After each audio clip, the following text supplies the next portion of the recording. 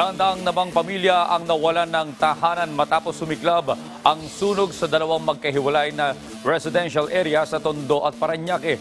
Ang ilang residente nagpakitwili matapos maudlot ang rasyon ng tubig sa gitna ng pagresponde. Si Vel Custodio sa detalye live. Audrey, inabot ng halos 9 na oras bago naapula ang sunog dito sa Isla Puting Bato, Tondo, Manila. Nagdeklarang fire out kaninang pasado 1:00 na ng madaling araw. Ito ang eksena mag-aalas 4 ng hapon sa isang residential area sa Barangay 20, Isla Puting Bato. Nagngangalit na apoy ang tumupok sa nasa 300 mga bahay. Nagmula ang sunog sa isang bahay sa Purok 13 at mabilis na kumalat hanggang Purok 5. Ang tadya namin, nasa 1,000 head of the families ang apekto ng sunog sa nagsimula sa Purok 3 hanggang Purok 5.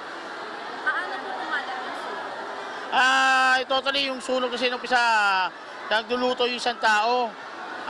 Parang tumulo tayong gas sa kusinilya, hindi niya na napatay, bigla na lang kumalat yung apoy.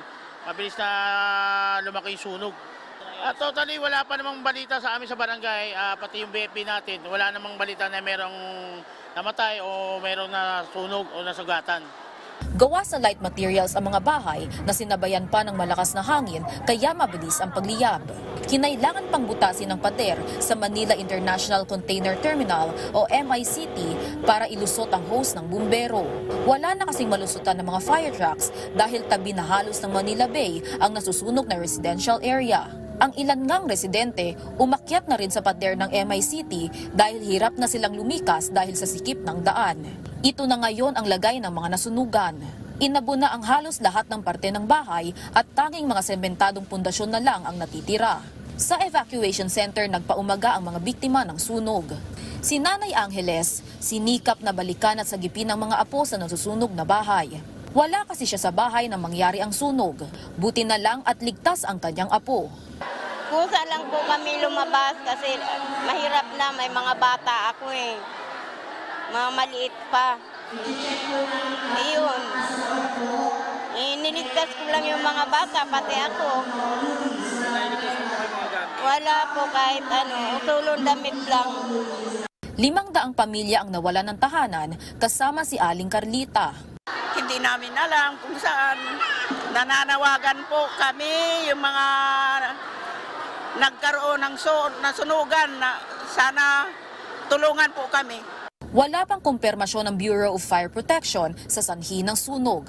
Tinatayang aabot sa 1 milyong piso ang pinsala. Wala namang naitalang sugatan at nasawi sa insidente.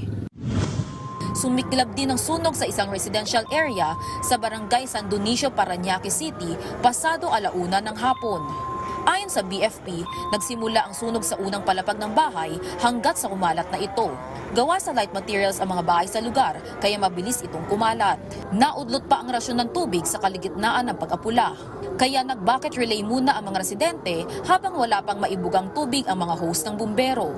3 residente ang may minor injury habang isang fire officer ang nakuryente. Aabot sa 120 na individual ang apektado ng sunog. Nasa 20 mga bahay ang natupok ng apoy. Idineklara itong fire out matapos ang 3 oras. Nagpamahagi na ng mga pagkain ng tents ang DSWD dito sa Tondo. Tinatadsyang aabot pa sa 2 linggong mamamalagi ang mga residente dito sa evacuation center. Balik sa iyo, Audrey. Maraming salamat, Vel Custodio.